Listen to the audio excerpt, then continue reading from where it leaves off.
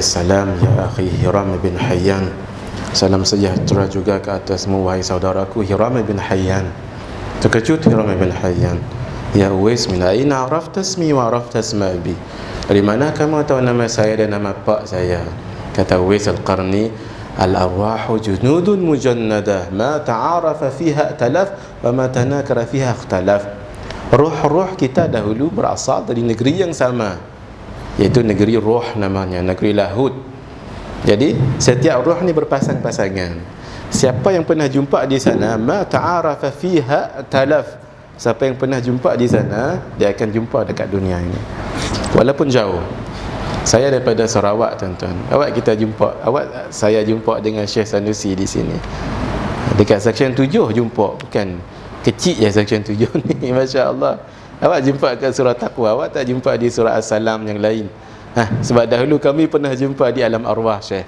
Cuma kita mungkin Syekh Sanusi sombong sikit waktu tu. Kalau ke mana hari ni baru kita jumpa. Gurau saja Syekh. Masya-Allah, baru kita jumpa. Siapa yang di sana tidak pernah jumpa, dia tidak akan jumpa di dunia. Walaupun dia satu universiti dia, satu dom, bilik sebelah-sebelah, habis belajar BA, belajar master, even PhD, tak pernah kenal kawan sebelah dia, sebelah bilik dia, walau satu kampus, jiran sebelah rumah. Masya Allah, puluhan tahun, 30 lebih tahun sudah jumpa, sudah duduk berjiran. Tapi akhirnya pindah jiran sebelah rumah, tak pernah kenal siapa pindah lagi, kita tak kenal siapa orang tu, sebab dahulu tidak pernah jumpa. Ini Masya Allah, kasih sayang Allah Azza wa Jalla, kita berjumpa di kali ini. Karena itu kita berasal daripada negeri yang asal, negeri roh, namanya ghaib, alam ghaib, namanya alam uluwi, alam atas itu. Ketika Allah Azza wa Jalla, dahulu sudah ada di alam roh, namanya alam lahud. Kita mengambil perjanjian, qala alastu bi rabbikum, Allah firmankan, qalu bala syahidna. Allah bertanya, apakah tidak aku ini Tuhan kamu wahai roh-roh kita semua ini? Semua kita dahulu di alam roh macam sekarang ini. Bukan baby ke apa semua, tak, memang macam kita sekarang ini.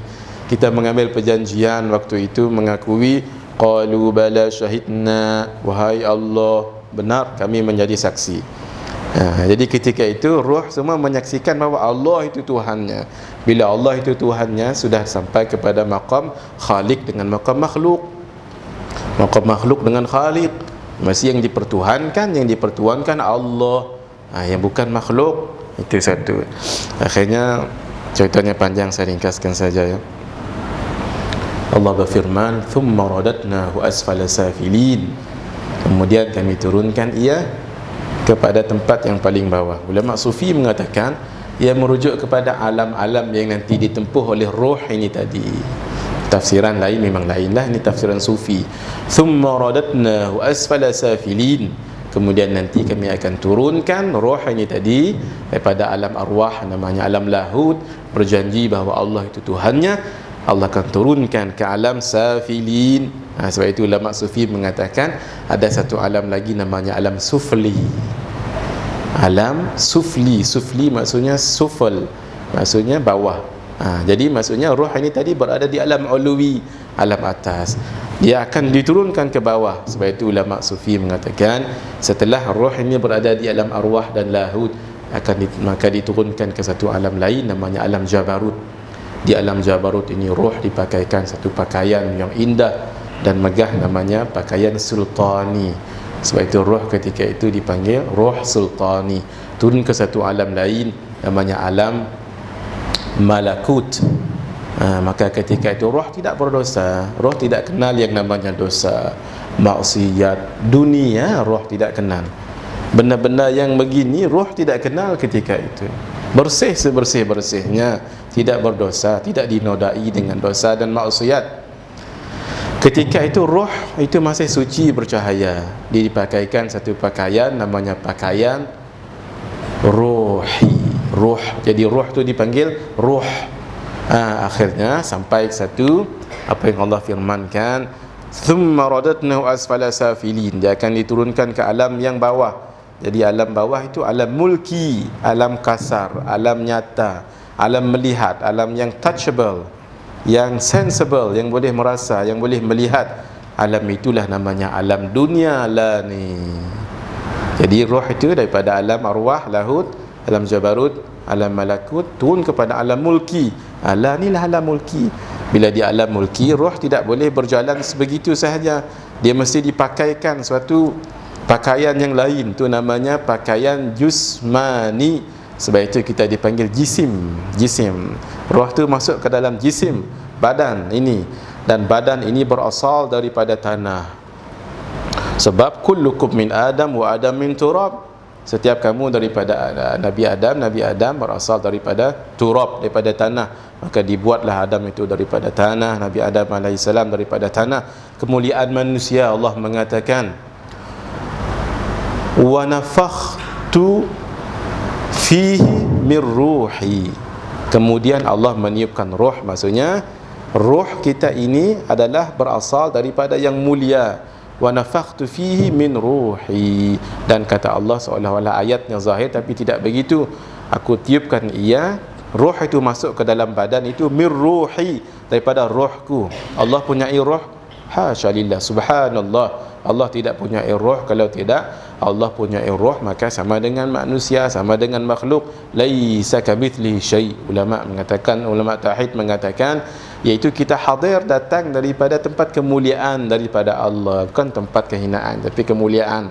Roh itu ditafsirkan dengan sesuatu yang mulia. Jadi kita berasal daripada yang mulia. Jadi roh ini tadi yang tidak kenal tentang jasad, tidak kenal dengan dunia, masuk ke dalam badan daripada tanah. Tanah berasal daripada dunia. Dunia itu sifat dia tercela. Jadi roh tadi yang bersih, dia sudah terkongkong di dalam badan. Karena itu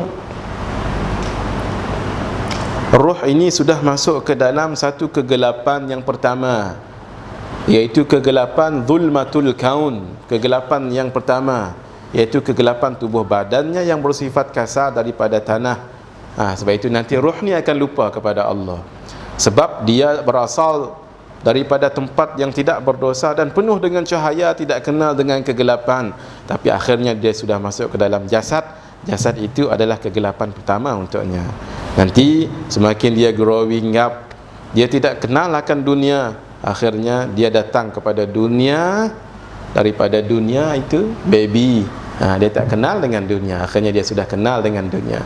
Sudah mula makan apa yang terhasil daripada dunia.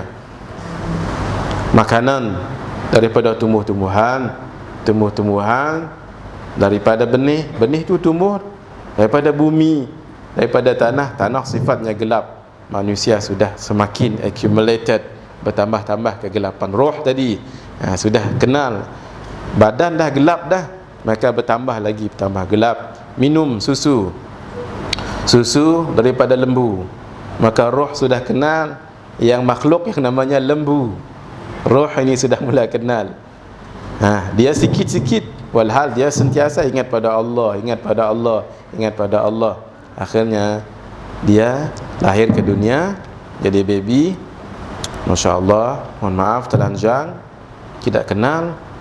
Tapi dia sudah melihat akan dunia, sudah melihat akan manusia yang berasal daripada yang sama, tapi sudah dalam bentuk fizikal. Demikian roh itu membesar dalam tubuh badan. Dia tidak boleh pergi ke mana-mana, tersepit roh ini dalam badan. Karena itu saya berada sekarang di surau At-Taqwa. Tidak boleh saya balik ke Sarawak, tidak boleh saya pergi ke Makkah, tidak boleh. Sebab roh terkongkong dalam badan. Karena itu manusia itu tetap, walaupun berada di alam nyata, tetap juga dia ada attach dengan alam yang seni tadi, alam ghaib namanya. Dibekalkan Allah kepadanya panca indera yang zahir, ada juga panca indera yang batin. Kaki yang zahir, ada juga kaki yang batin. Tangan yang zahir, tangan yang batin pun ada. Demikian telinga, lidah, rasa dan sebagainya. Contohnya, kalau seseorang itu tidur, dia mimpi balik Kedah umpamanya, musim durian. Masya Allah, balik ke kampungnya, jumpa dengan orang kampung, makan durian, sungguh-sungguh durian. Tapi mimpi saja, ni bukan betul. Dia balik kampung betul-betul, balik Bali kat Kedah, balik kau Diang lah senang. Masya Allah, makan durian sungguh-sungguh. Jumpa Pak Asu, Pak Ngah, Pak Semua peluk, cium Pak semua. Kaki mana hak berjalan balik ke Diang, walau kaki dia duk ada atas katil. Itu namanya kaki batin. Mata mana hak lihat kampung halaman dia bendang bersemua sekali, walau mata dia tertutup tak tahu apa-apa atas katil. Mata batin. Hak rasa durian tadi, makan durian sungguh-sungguh, bukan kata durian plastik dah. Durian betul-betul. Bila makan ni memang rasa durian, bukan kata manggih ke tak. Rasa mana yang rasa durian, walau dia meleleh hayat liak atas katil. Rasa mana tuan-tuan? Ni namanya batin. Karena itu ulama mengatakan apabila mata batin melihat dalam keadaan tidur, itu namanya mimpi. Tapi ketika jaga dia melihat benda itu namanya kasyaf. Sebab itu Allah kurniakan kasyaf pada orang saleh. Tengah-tengah baca-baca lagu ni dia kata, berhenti jangan mengumpat. Dia kata dia tahu orang belakang masjid mengumpat dia. Allah buka dia kasyaf simai, dia boleh dengar apa yang orang cerita. Tengah-tengah dia dak baca kitab, ya waalaikumsalam, dia pandang atas, waalaikumsalam. Dia pun baca balik. Kita tengok seorang apa ni tuan syekh kita ni mamai ke apa? Sebenarnya Allah buka kasyaf nadari, melihat akan kawannya tengah tawaf dekat Makkah, bagi salam dekat dia. Dia dapat lihat dengan mata dia. Apa hukum jawab salam? Wajib. Wajib. Jadi bagi salam, Assalamualaikum, dia ajak kita tak dengar lah. Waalaikumsalam. Allah buka kasyaf padanya. Karena itu hubungan batin dengan zahir tetap ada, walaupun kita zahir lah ni melihat benda itu yang gaib itu di luar itu dalam keadaan sedar, namanya kasyaf. Melihatnya dalam keadaan tidur, itu namanya mimpi. Karena itu manusia tadi rohnya ada di sini, tak boleh pi mana dah roh dia ni. Kalau tidak, roh dia boleh pi ke mana-mana. Roh ni cepat tuan-tuan, Masya Allah. Cuma lah ni terkongkong dalam badan. Karena itu dia semakin membesar. Roh tadi dia dah terpangkap dalam dunianya, iaitu dunia badannya. Semakin dia membesar, dahulu dia tidak kenal dengan dunia, maka dia sudah mula kenal dengan dunia. Dia tak kenal dengan perempuan waktu itu lah, dia dah kenal dengan different gender perempuan. Semakin membesar, dia dah kenal dengan namanya, Masya Allah, duit, dengan namanya jawatan. Semakin besar, berkahwin, beranak, apa semua, dia pun dah kerja, dah elok apa semua. Dulu tak kenal semua benda ni. Akhirnya dia kenal dengan dunia. Dulu tak kenal dengan dunia, lah dia dah kenal dengan dunia. Dalam arti tiga ta, wanita, tahta, harta. Itu semua dunia. Maksudnya dunia yang menipu lah, bawa pada bukan akhirat. Tapi kalau semua bawa pada akhirat, tidak namakan dunia dalam arti kata yang menipu itu. Masya Allah, dia pun growing up, membesar. Yang dulu dia tidak kenal dengan dunia, akhirnya dia kenal dengan dunia. Tak apalah kenal dengan dunia biasa saja. Dia mesra dengan dunia, dia rapat dengan dunia. Akhirnya dia terpesona dengan dunia, lupa dia dengan janji Allah dahulu. Dunia ini ad-dunya mazra'atul akhirah. Dunia ini adalah ladang untuk akhirat, bukan tempat asalmu. Walal akhiratu khairul laka minal ula. Akhirat lebih bagus daripada yang ini. Ini bukan tempat yang asal, ini tempat persinggahan sahaja. Tapi dia lupa. Akhirnya dia lupa dengan janji Allah. Qala alastu bi rabbikum qalu bala, syahidnya. Dulu dia berjanji, lah dia lupa. Akhirnya Allah dengan kasih sayangnya hantar akan para nabi dan rasul. Fadzakkirhum bi ayyamillah. Ingat kembali ruh itu yang dalam badan manusia, ingat kembali dia tentang hari-hari dulu, hari-hari Allah.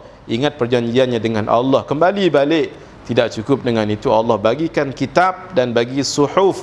Ingatkan balik tentang janji dahulu. Tapi manusia tetap degil juga. Akhirnya dia terpesona dengan dunia. Dulu tidak kenal dengan dunia, kenal dengan dunia, rapat dengan dunia, cinta dengan dunia, suka dengan dunia, terpesona dengan dunia, terperangkap dengan dunia, sayang dengan dunia, kasih dengan dunia, rindu dengan dunia. Akhirnya bila Allah panggil balik ruh ini kembali menghadapnya, tidak mahu dia meninggal dunia.